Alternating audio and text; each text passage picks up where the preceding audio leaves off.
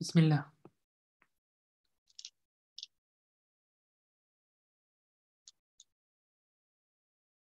رحم الله من قرأ الفاتحة.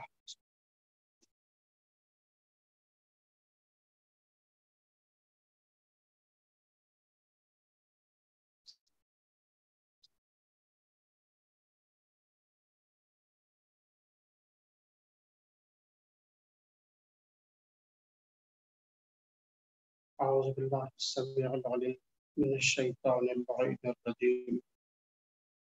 لا حول ولا قوة إلا بالله العلي العظيم. حسبنا الله ونعم الوكيل، نعم المولى ونعم النصير. بسم الله الرحمن الرحيم. الحمد لله الذي لم يتخذ ولدا ولم يكن له شريك في الملك ولم يكن له ولي من الذل وكبره تكبيرا. والصلاة والسلام والتحية والإكرام على الرسول النبي الأمي الذي أرسله بالحق بشيرا ونذيرا وداعيا إلى الله بإذنه وسراجا منيرا. سيدنا ومولانا بالقاسم محمد وعلى أهل بيته الطيبين الطاهرين المعصومين، ولعنة الله على أعدائهم أجمعين من يوم عداوتهم إلى صباح يوم الدين. أما بعد، فقد قال الله الحكيم في كتابه الحكيم وهو أصدق القائلين. بسم الله الرحمن الرحيم. وقال ربكم ادعوني أستجب لكم. صلوات محمد. آغاز ماہ مبارک رمضان کے ساتھ جو سلسلہ بیان شروع ہوا، آج اس کے 8ویں مرحلے پر دعا کے متعلق کچھ باتیں آپ کے سامنے گزارش کرنا ہے، جو در حقیقت کل کی گفتگو کی تکمیل ہے۔ ارشاد ہو رہا ہے وَقَالَ رَبُّكُمْ ادْعُونِي أَسْتَجِبْ لَكُمْ۔ تمہارے پروردگار کا اعلان یہ ہے کہ تم مجھ سے دعا کرو، میں تمہاری دعا کو قبول کر لوں گا۔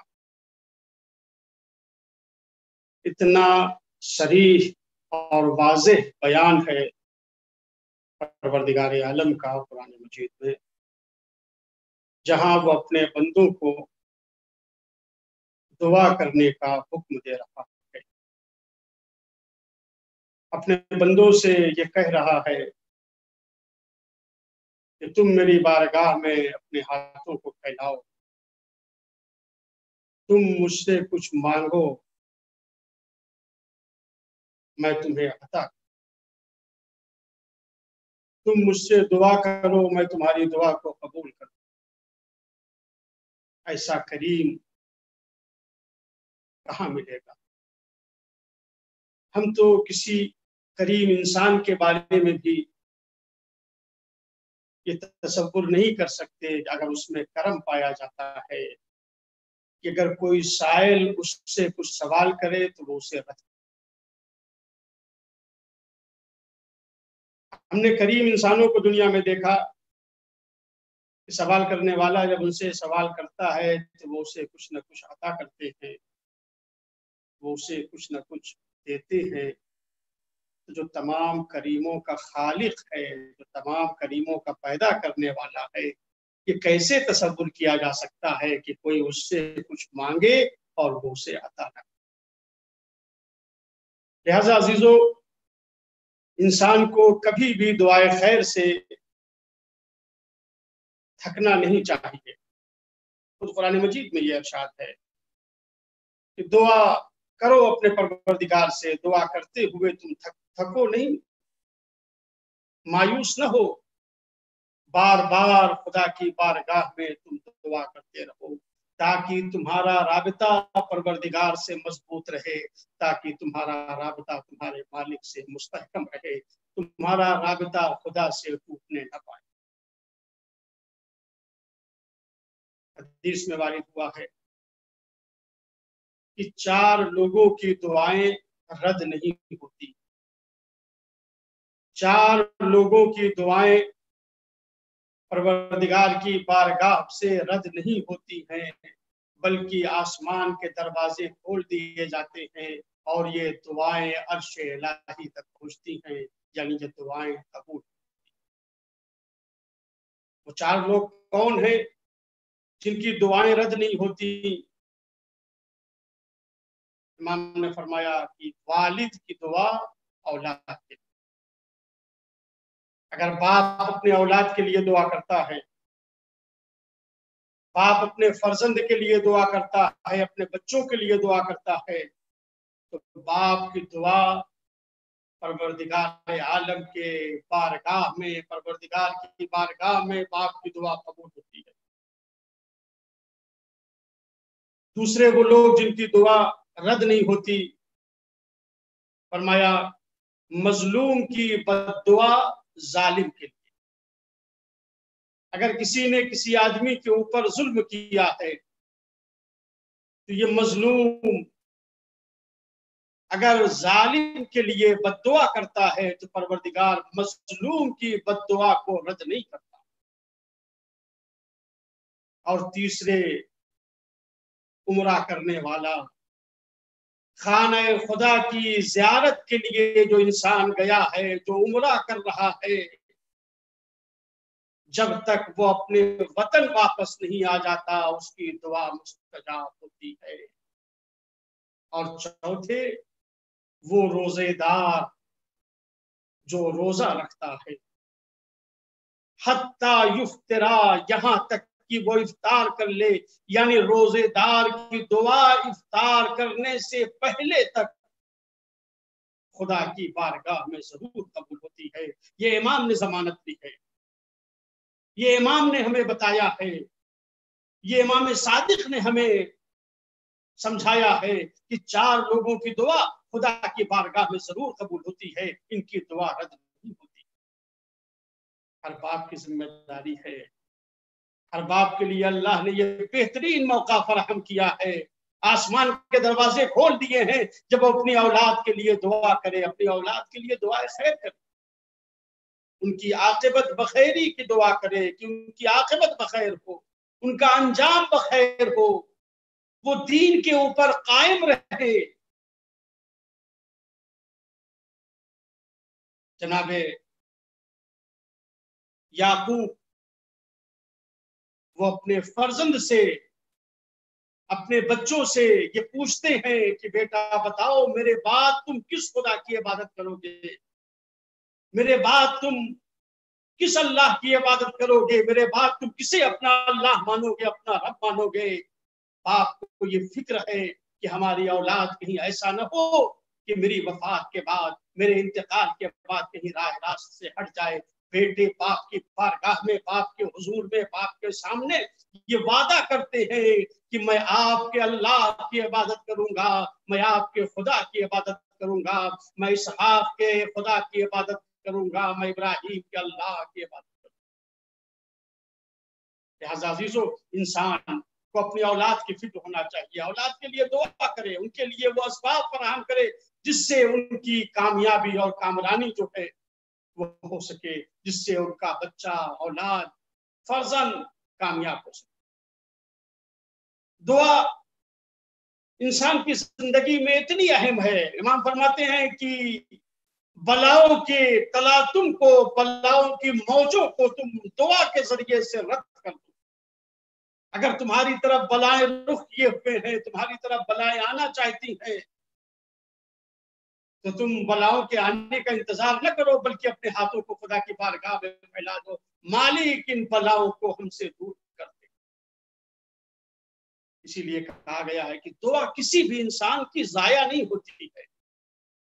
دعا کسی انسان کی برباد نہیں ہوتی ہے۔ انسان یہ شکوہ کرنے لگتا ہے اتنے دن سے ہم خدا سے دعا کر رہے تھے، ہماری دعا مستجاب نہیں ہوئی، ہماری دعا قبول نہیں ہوئی، تو ہم کیا دعا کریں؟ نہیں عزیزو، یہ فکر جو ہے وہ اسلام کی تعلیمات کے خلاف ہے، ائمہ معصومین کی تعلیمات کے خلاف ہے۔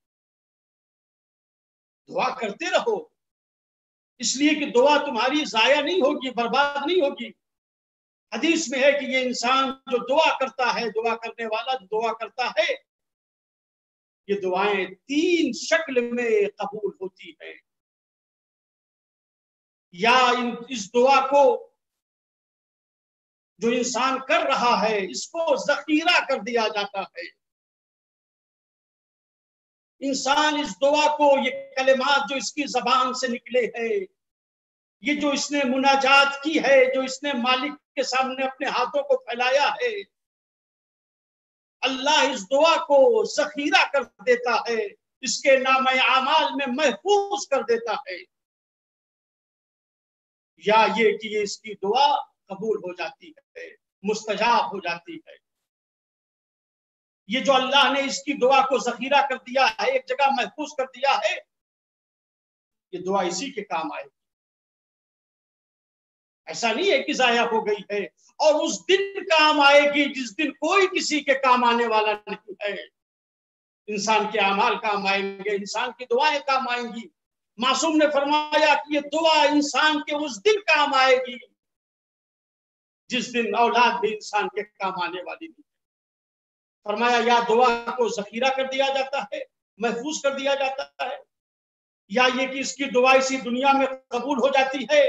ممکن ہے دیر ہو، ممکن ہے کہ تاخیر ہو، ممکن ہے جلدی قبول ہو جائے، یہ تو پروردگار کی اپنی حکمت ہے، یہ تو پروردگار کی اپنی مصلحت ہے۔ ہم تو یہ سمجھتے ہیں کہ جو کچھ ہم نے کہا ہے بس اسے خدا جو ہے وہ سن لے، وہ سنتا ہے، لیکن وہ ہماری مصلحتوں کو بہتر جانتا ہے، وہ حکمتوں کو بہتر جانتا ہے، وہ اس بات کو بہتر جانتا ہے کہ اس کی دعا کو اس وقت قبول کر لینا بہتر ہے یا اسے ذخیرہ میں محفوظ کر دیا جائے، اسے اس کے لیے ایک ایسے موقع کے لیے محفوظ کر دیا جائے جب اس کو اس کی واقعی ضرورت ہو۔ تیسرے امام نے فرمایا کہ دعا کرنے والا جو دعا کرتا ہے، یا خدا محفوظ کر دیتا ہے اسے، یا اس کی دعا کو قبول کر لیتا ہے، یا یہ کہ اس دعا کے ذریعے سے جو بلائیں آنے والی تھیں اللہ ان بلاؤں کو ٹال دیتا ہے۔ لہٰذا کبھی دعا کرنے سے تھکیے نہیں، کبھی خستگی کا احساس نہ کیجیے، اتنے دنوں سے دعا کر رہے ہیں، ہماری دعا مستجاب نہیں۔ امام جعفر صادق علیہ السلام کی خدمت میں ایک شخص آیا اور اس نے آنے کے بعد کہا فرزند رسول، میں اتنے دنوں سے دعا کر رہا ہوں مگر میری دعا جو ہے وہ قبول نہیں ہوتی، میری دعا جو ہے وہ قبول نہیں ہوتی ہے، جبکہ خدا کا قرآن مجید میں ارشاد یہ ہے ادعونی استجب لکم، تم مجھ سے دعا کرو میں تمہاری دعا کو قبول کروں گا، مگر میری دعا جو ہے وہ قبول نہیں ہو رہی ہے، مستجاب نہیں ہو رہی ہے۔ امام نے فرمایا کہ تم کیا کہنا چاہتے ہو؟ کیا تمہارا خیال یہ ہے کہ اللہ نے جو وعدہ کیا ہے معاذ اللہ وہ اپنے وعدے کے اوپر عمل نہیں کر رہا، وعدے کی خلاف ورزی کر رہا ہے؟ اس نے کہا ادعونی استجب لکم، تم مجھ سے دعا کرو میں تمہاری دعا کو قبول کروں گا، میں تمہیں جواب دوں گا، اور تمہیں جواب نہیں مل رہا ہے، تو کیا معاذ اللہ خدا جو ہے وہ اپنے وعدے کے اوپر عمل نہیں کر رہا ہے؟ اس نے کہا نہیں مولا، میں یہ نہیں کہنا چاہتا ہوں کہ خدا جو ہے وہ اپنے وعدے کے اوپر عمل نہیں کرتا۔ امام نے فرمایا پھر تمہاری دعا کیوں نہیں مستجاب ہو رہی، تمہاری دعا کیوں نہیں قبول ہوتی ہے؟ اس نے کہا مولا مجھے اس کا راز نہیں معلوم، آپ ہی بتائیے۔ امام جعفر صادق علیہ السلام نے ارشاد فرمایا کہ دیکھو دعا قبول ہوتی ہے جب وہ دعا شرائط کے ساتھ کی جائے، جب دعا کو ویسے کیا جائے جو دعا کرنے کا طریقہ ہے۔ امام نے اس روایت میں دعا کے چند شرائط بیان کیے، کہا مولا بتائیے وہ شرائط دعا کیا ہیں؟ اور بھی دعا کے شرائط ہیں جو دوسرے مقامات کے اوپر بیان کیے گئے ہیں، مگر اس روایت میں امام نے دعا کے چند شرائط اس شخص سے بیان کیے جس نے یہ شکوہ کیا امام کی بارگاہ میں کہ اللہ ہماری دعا کو مستجاب نہیں کرتا۔ امام نے فرمایا کہ دعا کے شرائط ہیں. اس نے کہا مولا بتائیے وہ شرائط دعا کیا ہیں؟ امام نے فرمایا پہلی شرط یہ ہے کہ جب تم دعا کرنا چاہو تو دعا کرنے سے پہلے پروردگار عالم کی حمد و ثنا کرو. پہلے اللہ کی حمد و ثنا کرو. کہو الحمدللہ رب العالمین. اللہ کی تعریف کرو, اللہ کی حمد و ثنا کرو. اس کے بعد جو اس نے تم کو نعمتیں دی ہیں, جن نعمتوں سے تم کو نوازا ہے, ان نعمتوں کا ذکر اپنی زبان سے کرو اور ان نعمتوں کا شکر ادا کرو. نعمتوں کا شکر ادا کرو, ان نعمتوں کا تذکرہ کرو, اس نعمتوں کو یاد کرو اس کے سامنے. اس کے بعد محمد اور آل محمد کے اوپر صلوات پڑھو. اللہم صلی علی محمد وآل محمد. امام نے فرمایا اس کے بعد صلوات پڑھو, محمد اور آل محمد کے اوپر درود بھیجو. پھر خدا کی بارگاہ میں اپنے گناہوں کا اقرار کرو. الہی قد اتاک المسیء, اے پروردگار یا محسن قد اتاک المسیء, اے محسن تیری بارگاہ میں گنہگار بندہ آیا. اپنے گناہوں کا اقرار کرو, اپنے گناہوں کی معافی مانگو. اس کے بعد خدا کی بارگاہ میں دعا کرو تو پروردگار تمہاری دعا کو مستجاب. دعا انسان کرتا رہے, خاص کر کے یہ دعا کا زمانہ. دعا کے ذریعے سے بلائیں ٹلتی ہیں, دعا کے ذریعے سے مصیبتیں دور ہوتی ہیں. اور اگر انسان کی دعا مستجاب نہیں ہو رہی ہے تو بھی انسان کو پریشان نہیں ہونا چاہیے. اس مالک نے کہا ہے دعا کرتے رہو, ہم دعا کر رہے ہیں اور دعا کرتے رہے. ممکن ہے کہ یہی دعا جو ہے کہ بلاؤں کو ٹال دے. ممکن ہے یہی دعا اگر مصلحت ہو تو قبول ہو جائے. ممکن یہی دعا ہمارے لیے ہمارے نامہ اعمال میں محفوظ کر. لیکن انسان کن چیزوں کی دعا کرے, کیسے دعا کرے؟ ایک روایت ہے, پیغمبر کے ایک صحابی بیمار ہو گئے.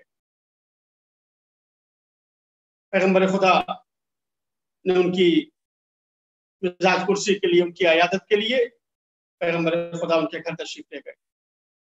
دیکھا چند دنوں سے وہ بستر کے اوپر ہے, چند دن جماعت میں نہیں آئے, نماز میں نہیں آئے, مسجد میں نہیں آئے, خطبے میں نہیں آئے, تقریر نہیں سنی. پیغمبر نے پوچھا کہاں ہے بھائی ہمارے وہ صحابی؟ کہا یا رسول اللہ وہ چند دنوں سے بیمار ہیں. پیغمبر خدا ان کے گھر تشریف لے گئے عیادت کے لیے. دیکھا کہ وہ بستر ہے بیماری کے اوپر. کیا ہوا بھائی, خیریت ہے؟ آپ کیوں بیمار ہو گئے, کیسے بیمار ہو گئے, کیا ہوا؟ سلام و دعا کے بعد نبی نے ان کی مزاج پرسی کی, ان کی طبیعت معلوم کی, ان کے حالات معلوم کیے. صحابی نے کہا یا رسول اللہ آپ نے نماز میں سورہ قاریہ کی تلاوت کی تھی, میں آپ کی جماعت میں شریک تھا, سورہ قاریہ کی آپ نے تلاوت کی تھی. میں نے سورہ قاریہ کو جب سنا آپ کی زبان سے تو میں اتنا متاثر ہوا کہ میں نے کہا پروردگار قیامت میں تیری بارگاہ میں حاضر ہونے کے لیے, پروردگار تیری بارگاہ میں قیامت میں کیسے حاضر ہوں گے؟ حاضر ہونے کے لیے ہمارے کچھ اعمال نہیں ہیں. پروردگار ہم قیامت کی سختیوں کو نہیں برداشت کر سکتے. یا اللہ ہم قیامت کے عذاب کو نہیں برداشت کر سکتے ہیں. اگر تو سزا دینا چاہتا ہے تو اس کی سزا ہمیں اسی دنیا میں دے. یہ میں نے خدا سے دعا کی تھی اور اسی کے بعد سے میں بیمار پڑ گیا. پیغمبر نے فرمایا کہ دیکھو جو تم نے دعا کی تھی, دعا کا طریقہ یہ نہیں ہے. تم کو یہ دعا نہیں کرنی چاہیے کہ خدایا جو آخرت میں ہم کو عذاب دینے والا ہے وہ سزا ہم کو دنیا میں دے دے. پیغمبر نے نہیں کی ہے, پیغمبر نے منع فرمایا ہے کہ کسی مسلمان کو یہ حق نہیں ہے کہ یہ اس طرح سے دعا کرے. صحابی نے کہا پھر کیسے ہمیں دعا کرنی چاہیے تھی؟ نبی نے فرمایا تم دعا کرو اس طرح سے, ربنا آتنا فی الدنیا حسنۃ وفی الآخرۃ حسنۃ وقنا عذاب النار. پروردگار دنیا میں بھی ہمیں حسنہ عطا کر, آخرت میں بھی ہمیں حسنہ عطا کر اور عذاب جہنم سے ہم کو بچا. کریم کی بارگاہ میں اس طرح سے دعا کر. اس کے بعد پیغمبر خدا نے ان کی شفا کے لیے دعا کی, ان کی صحت کے لیے دعا کی, تو اللہ تبارک و تعالیٰ نے انہیں صحت عطا کی. عزیزو, دعاؤں کا سہارا لے, दुआओं का महीना है। परवरदिगार से अपने राबते को मजबूत करे, परवरदिगार से अपने राबते को मुस्तहकम करे। माह रमजान के जो आदाब बताए हैं उलमा ने, इमाम मासूमीन अलैहिस्सलाम की तालीमात की रोशनी में, उन आदाब के मुताबिक ये माह रमजान को आप गुजारें, उन रोजों को रखें। कहा गया माह रमजान में कम से कम गुफ्तगू करें। चौथे इमाम माह रमजान में या इस्तिग़फ़ार करते थे, या दुआ करते थे, या मुनाजात करते थे, ज़िक्र इलाही करते थे। इसके अलावा इमाम कोई गुफ्तगू नहीं करते थे।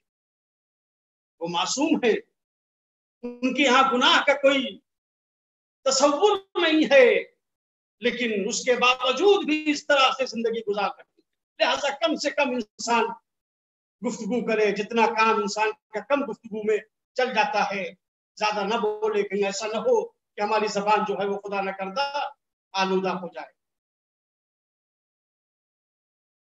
दुआए समात पढ़िए, बहुत ही अहम दुआ है दुआए समात।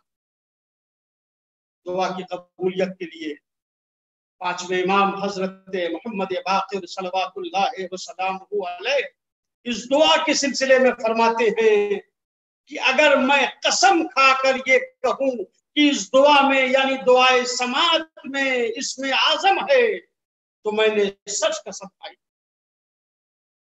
इस दुआ में इसमें आज़म पाया जाता है। इमाम ने फरमाया खास करके अगर तुम्हारा मुकाबला जालिम से हो तो उस वक्त जरूर ये दुआ पढ़ो। अगर तुम्हारा मुकाबला दुश्मनाने इस्लाम से है तो जरूर इस दुआ को पढ़ो। तुम्हारा मुकाबला दुश्मनाने अहले बैत से, इमाम ने फरमाया अगर हमारे दुश्मनों से तुम्हारा मुकाबला है तो उन पर गलबा हासिल करने के लिए तुम इस दुआ को जरूर।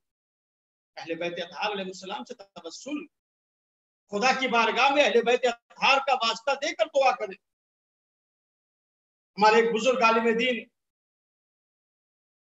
मरहूम आयतुल्लाह शेख अब्दुल करीम हायरी रिजवानुल्लाह ताला अलैह हौज़े इल्मिए कुम के जो मुअस्सिस है, हौज़े इल्मिए कुम की जिन्होंने बुनियाद रखी है, वो एक वाकया नकल करते हैं।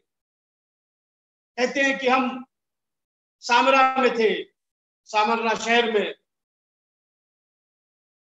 मरहूम आयतुल्लाह उस्मा गायब मिर्जा शिराजी का जमाना था, उनकी मर्जियत थी। और सामरा और उसके अतराफ में बीमारी आ गई, ताउन की बीमारी पैदा हुई, जिससे लोग हलाक होने लगे, जिससे लोग मरने लगे। रोजाना ये खबर आ रही है फला बस्ती में इतने लोग मर गए, फला बस्ती में इतने लोग मर गए, वहां ये वायरस फैल गया, वहां ये वबा आ गई। कहते हैं एक दिन हम आयतुल्लाह उस्मा आगा मिर्जा शिराजी की खिदमत में बैठे हुए थे। बहुत से उलमा थे, बहुत से फजला थे जो उनके सामने बैठे हुए थे, और इस बीमारी का तस्करा आया कि ताउन की बीमारी फैली हुई है, क्या किया जाए, लोग परेशान हैं।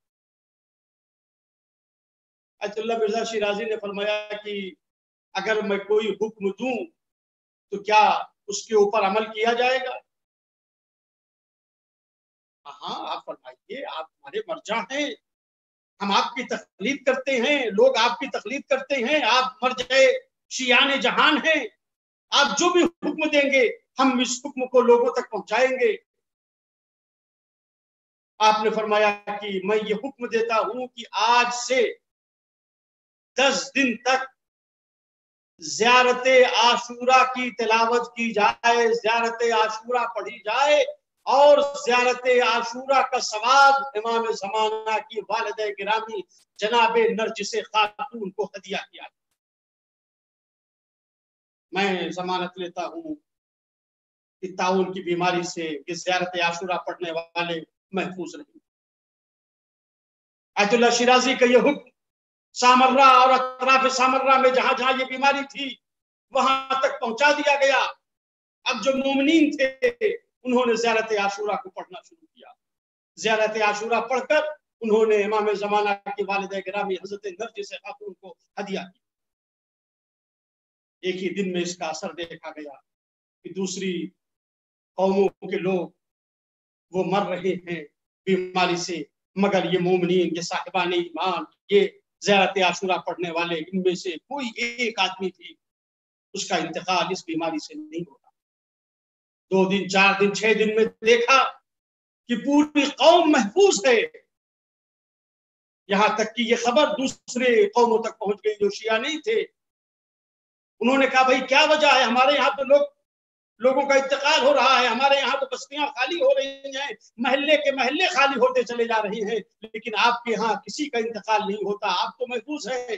انہوں نے کہا ہم لوگ زیارت عاشورہ پڑھ رہے ہیں اور زیارت عاشورہ پڑھ کر حضرت نرجس خاتون کو ہدیہ کر.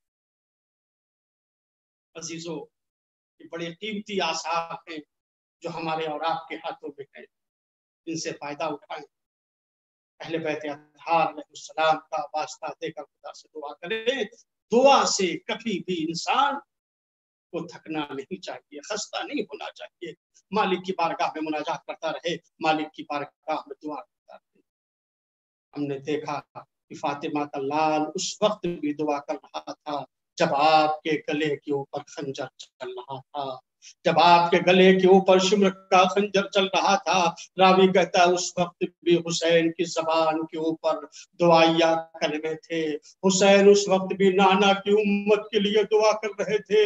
عزیزو، حسین کے گلے پر شمر کا خنجر چلا، حسین کا سوکھا گلا کٹا. فضائے کربلا میں آواز گونجی، الا قتل الحسین بکربلا، الا ذبح الحسین بکربلا. نبی کا نواسا مارا گیا، زہرا کا لال شہید کر دیا گیا. ایک مرتبہ یہ آواز خیمے میں پہنچی، ثانیہ زہرا دوڑ کر سید سجاد کے خیمے میں آئی، کہتی ہیں بیٹا سید سجاد ذرا غش سے آنکھیں کھولو، دیکھو یہ کیا قیامت آ گئی ہے، کہ میرے کانوں میں کیا آواز آ رہی ہے. سید سجاد نے فرمایا اے بھوپی اماں ذرا سامنے سے خیمے کا پردہ اٹھائیے. خیمے کا پردہ ہٹایا تو کیا دیکھا، باپ کا سر نوک کے نیزہ کے اوپر ہے. سید سجاد نے اپنے سر سے امامہ اتار کر پھینک دیا. اے بھوپی اماں بڑا غضب ہو گیا، بابا شہید ہو گئے، ہم یتیم ہو گئے، آپ ان بھائی کی ہو گئی. سیعلم الذین ظلموا ای منقلب ینقلبون انا للہ و انا الیہ راجعون. الہی بحق زہرا وابیہا وبالہا وبنیہا، پروردگار تجھے واسطہ ہے محمد اور آل محمد کا ہماری سزا کو اپنی بارگاہ میں قبول فرما. یا اللہ تجھے واسطہ ہے محمد اور آل محمد کا جتنے بھی لوگ اس مجلس کو سن رہے ہیں، پروردگار ان سب کی دعاؤں کو مستجاب فرما. یا اللہ تجھے واسطہ ہے محمد اور آل محمد کا ہمیں اس دنیا میں اپنی حفاظت میں رکھ، بلاؤں کو بیماریوں کو خدایا جلد از جلد اس دنیا سے دور کر دے. یا اللہ تجھے واسطہ ہے محمد اور آل محمد کا تبات عالیات کی حفاظت فرما. یا اللہ جو مقروض ہے ان کے قرض کو ادا فرما، جو بے اولاد ہیں انہیں صاحب اولاد بنا، جو صاحب اولاد ہیں انہیں اولاد کی تربیت کرنے کی توفیق عطا فرما. یا اللہ امام زمانہ کے ظہور میں تعجیل فرما اور ہم سب کو ان کے آوان و انصار میں شمار فرما. ربنا تقبل منا انک انت السمیع